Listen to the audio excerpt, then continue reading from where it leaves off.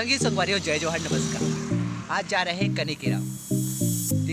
सुने हैं वहाँ का मड़ई मेला बहुत अच्छा होता है। सो देखते हैं और आप लोगों को भी दिखाते हैं कि वहाँ का नज़ारा कैसा है।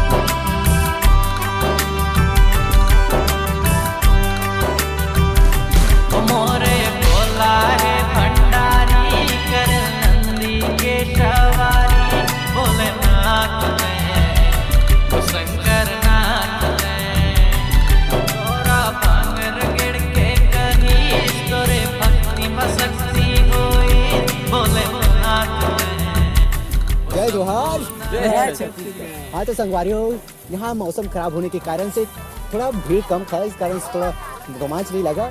बट यहाँ वीडियो आपको कैसा लगा आप कमेंट करके जरूर बताइएगा। जय जोहार, जय